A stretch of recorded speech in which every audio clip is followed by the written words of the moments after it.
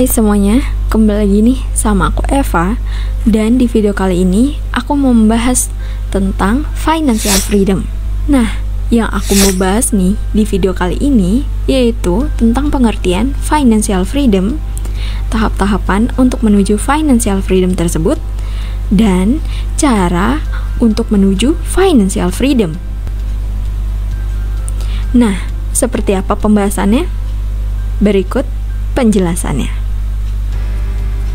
Berdasarkan pengertiannya, financial freedom merupakan suatu kondisi di mana kita sudah bisa mencapai suatu kebebasan secara finansial, yaitu dalam artian di mana kita sudah memiliki kekayaan ataupun keuangan yang dapat memenuhi atau mencukupi seluruh kebutuhan hidup kita tanpa harus bekerja lebih keras lagi.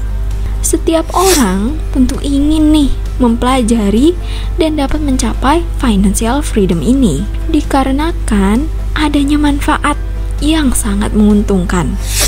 Manfaat utama dari financial freedom ini yaitu kamu mampu memenuhi kebutuhan dalam hidup dan kamu tidak perlu lagi nih bingung secara keuangan. Kamu tetap bisa mendapatkan penghasilan secara aman meskipun kamu sedang tidak bekerja sekalipun.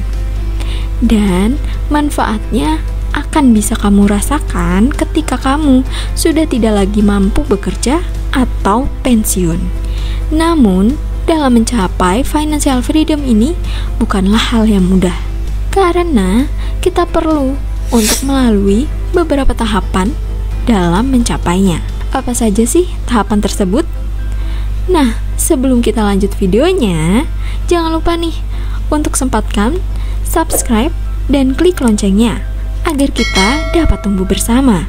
Nah, dalam menuju financial freedom ada 7 tahapan nih yang perlu kita lalui, antara lain tahap 0 atau tahap dependence.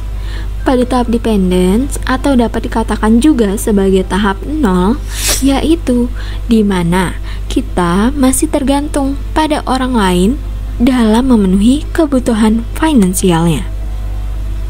Setiap orang pasti pernah nih berada pada tahap ini. Jadi, hal yang wajar saja jika kalian masih berada di tahap ini. Sebagai contoh, kalian yang masih sekolah ataupun kuliah dan belum memiliki pekerjaan serta masih bergantung nih dengan biaya dari orang tuanya, maka kalian sedang berada pada tahap dependence ini. Pada tahap ini juga dapat berlangsung loh hingga kalian first jobber, yaitu dimana ketika penghasilan yang kita miliki masih sedikit dan belum cukup nih untuk memenuhi kebutuhan hidup kita. Dan terkadang kita masih dibantu oleh orang tua. Maka jika seperti itu, kita masih termasuk berada di tahap dependence ini. Jadi, punya penghasilan belum tentu sudah bebas secara finansial.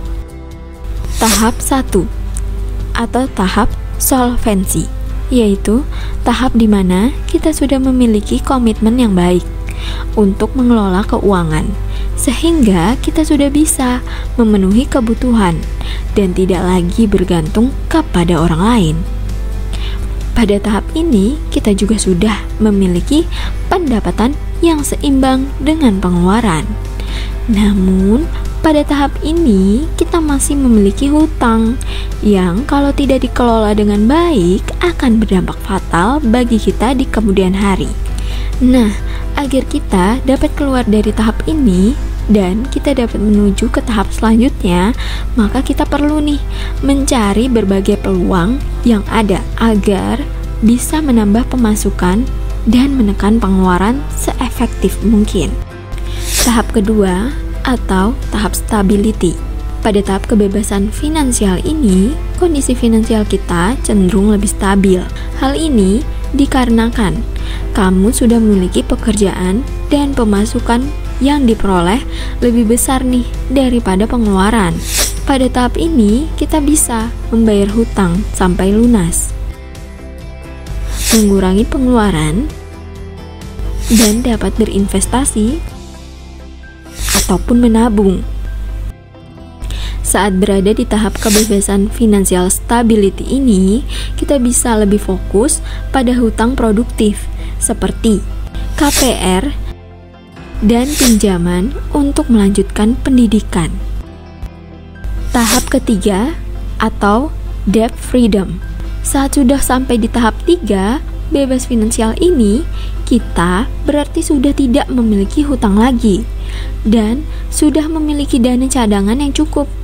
Sampai di sini, uang tak menjadi alat untuk bertahan hidup lagi, melainkan menjadi alat yang dapat membuat kita berkembang.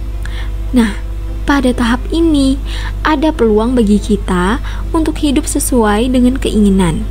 Ibaratnya mau liburan nih, bisa ambil tabungan dan gak perlu khawatir kekurangan di pos pengeluaran rutin.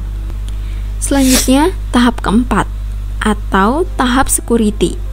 Setelah tahap debt freedom, kita pun sampai di tahap kebebasan finansial yang disebut security.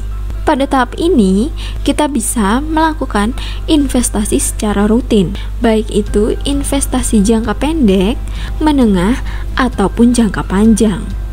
Dan hasil dari investasi tersebut sudah mampu nih memenuhi kebutuhan, mulai dari kebutuhan pokok sampai kebutuhan yang bersifat esensial. Akan tetapi, kita masih belum boleh nih terburu-buru untuk memutuskan pensiun dini. Istilahnya nih, kita masih membutuhkan pendapatan dari pekerjaan yang sekarang kita lakukan. Selanjutnya, tahap 5 atau tahap independence.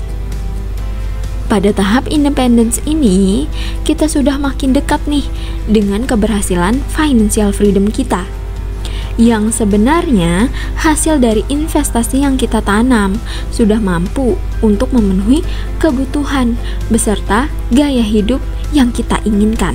So, misalnya nih, kamu pingin pensiun dini nih, bisa saja nih kalau kamu sudah mencapai tahap kebebasan finansial ini. Di tahap ini, uang yang kita miliki sudah mulai bekerja untuk kita. Nah, tahap terakhir, yaitu tahap 6 atau tahap abundance.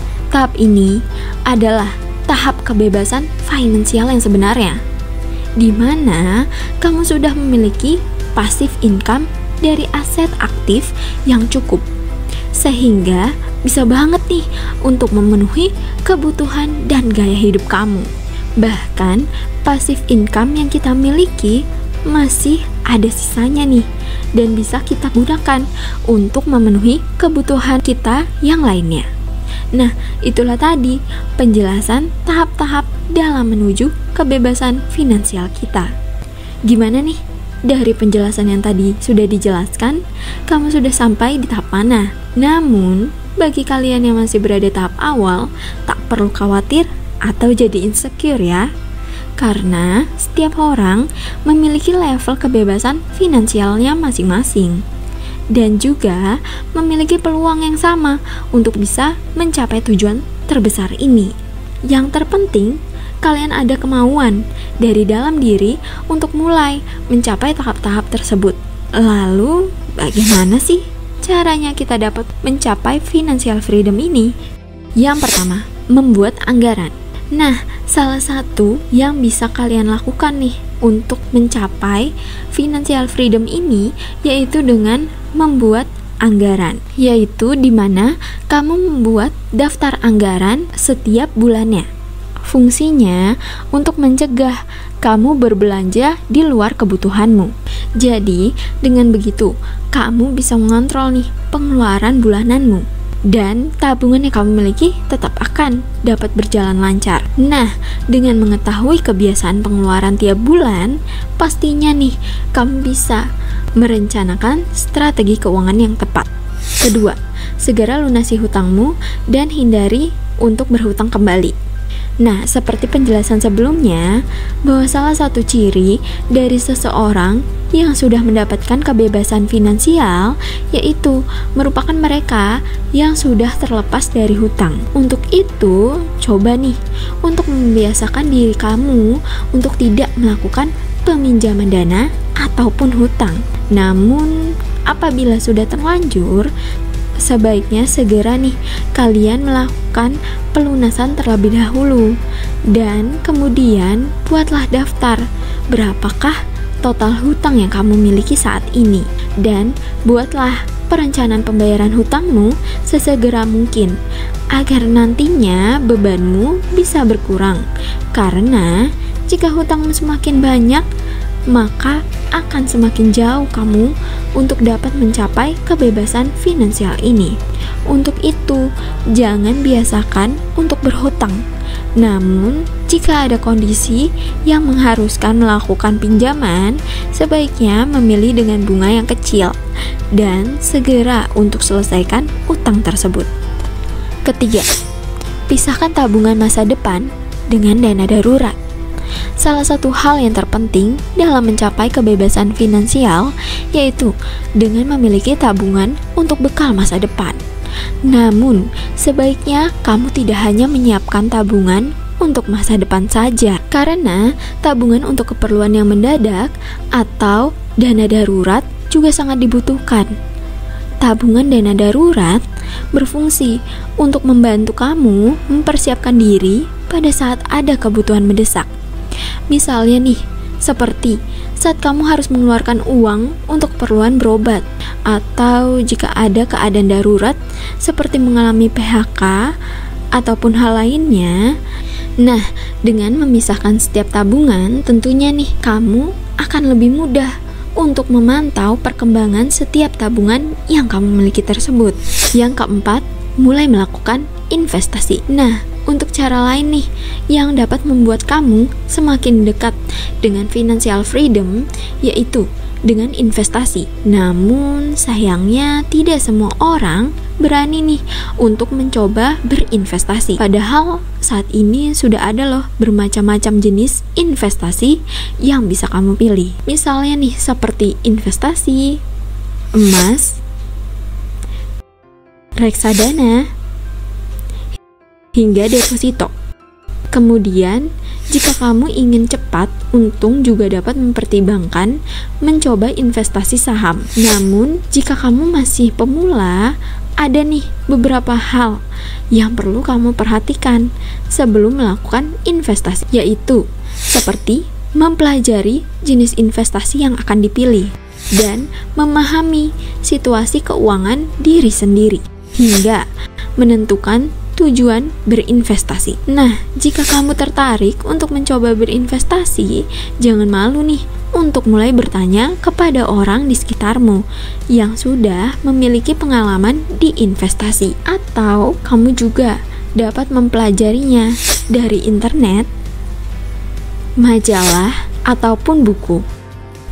Yang kelima, komitmen untuk mencapai kebebasan finansial. Bagaimanapun usahamu untuk mendapatkan kebebasan finansial, jika tidak dibarengi dengan komitmen yang tinggi, tentunya tetap akan sulit untuk dicapai. Itulah mengapa kamu perlu untuk menanamkan niat yang kuat dan rela berkomitmen melakukan apapun demi mencapai kebebasan finansial. Agar kamu lebih mudah dalam mencapainya, kamu juga bisa nih membuat tujuan yang sangat spesifik. Contohnya, menetapkan berapa saldo tabungan harus dimiliki, atau di usia berapa financial freedom tersebut harus dapat kamu capai. Nah, dengan menetapkan tujuan yang spesifik, pastinya nih akan membuatmu lebih semangat untuk terus berjuang dan berkomitmen untuk mengejarnya. Nah, sekian pembahasan tentang tahapan dan beberapa cara dalam meraih financial freedom. Walaupun kelihatannya tidak mudah, kalian harus mencobanya terlebih dahulu. Jangan pantang menyerah untuk meraihnya. Karena dengan memiliki financial freedom, nantinya kamu dapat hidup bahagia tanpa memikirkan masalah keuangan saat di masa tua nanti atau masa pensiun kita nantinya. Oke, sekian aku Eva. Semoga pembahasan video kali ini bermanfaat ya. Jangan lupa untuk like, share, subscribe, dan klik lonceng notifikasinya ya. Serta jika ada pertanyaan atau saran, yuk kita diskusi bersama di kolom komentar. See you!